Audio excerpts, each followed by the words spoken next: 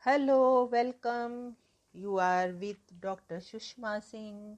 Today in Unit 8, Gandhian Perspective on Development, let us start this lecture with the topic Economic Progress and Real Progress.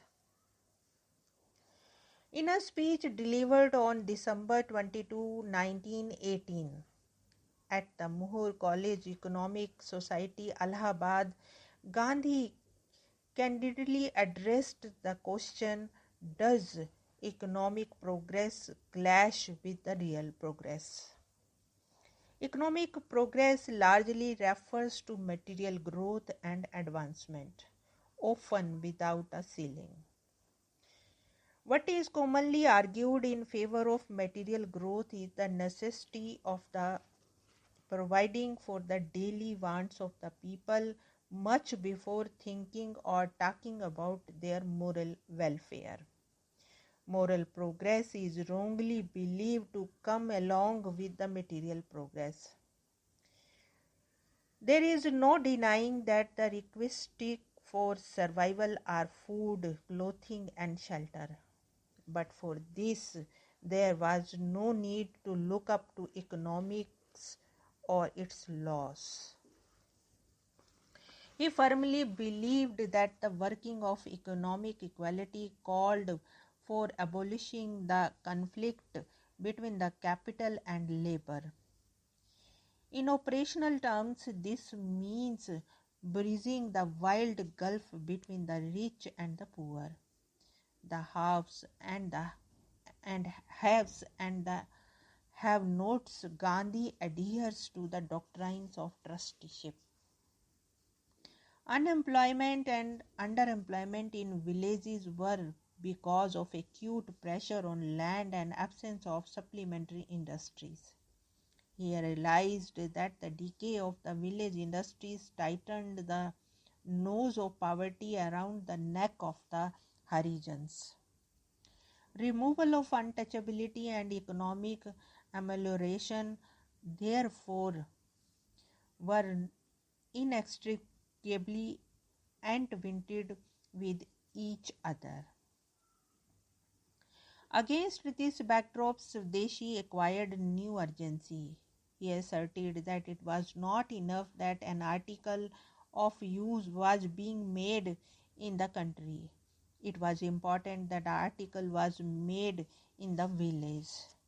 He explained that some articles produced in villages might cost more than those produced in towns and cities, but one should still purchase them because purchase of these articles distributed wages and profits to the poor and to those in dire need.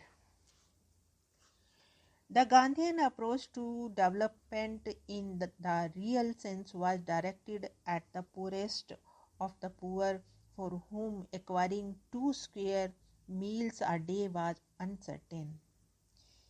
In one village, he said, "Empty your pockets for the poor."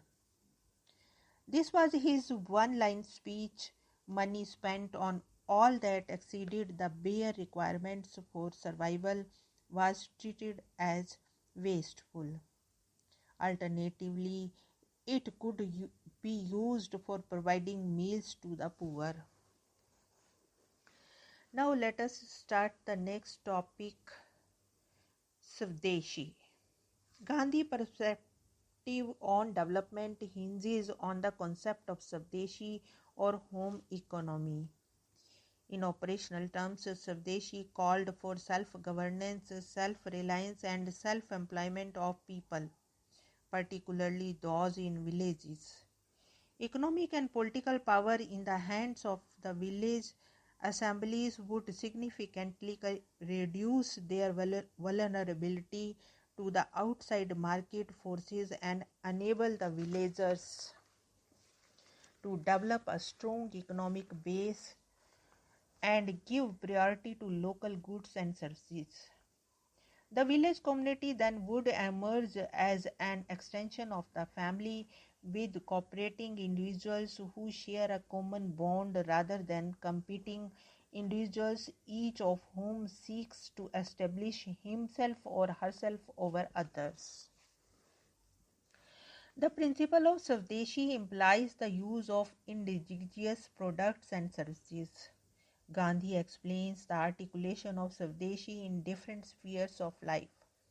One who follows Swadeshi restricts himself or herself to the ancestral religion, that is, use of the immediate religious environment. Similarly, in the domain of the politics, Swadeshi implies making use of indigenous institutions. In the domain of economic, Swadeshi implies the use of only those things that are produced indigenously. Now, in stressing on the use of homegrown and home-crafted products, Gandhi in no way implies that defects and deficiencies in these should be overlooked or allowed to be perpetuated. Instead, he stressed that the defects and deficiencies should be rooted out.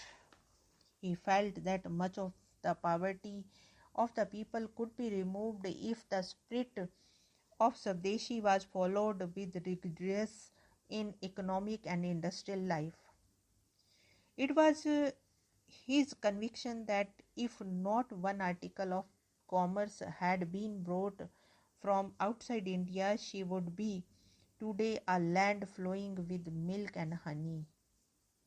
He clarified that it was a delusion to suppose that the duty of Swadeshi begins and ends with the spinning the wheel.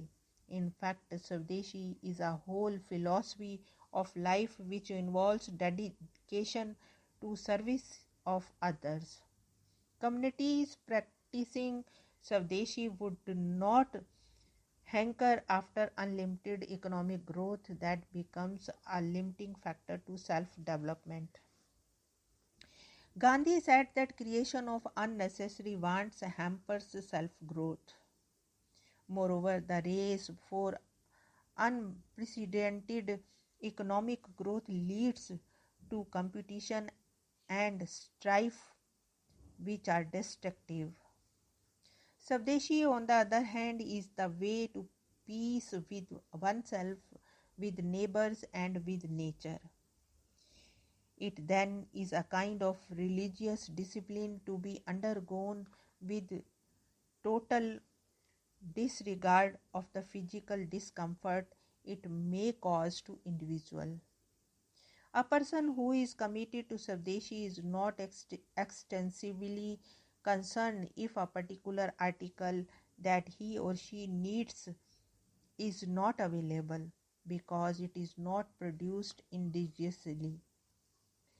The person learns to do without it and without several others which he or she may consider unnecessary. Here we want to close this lecture. Thanks for listening.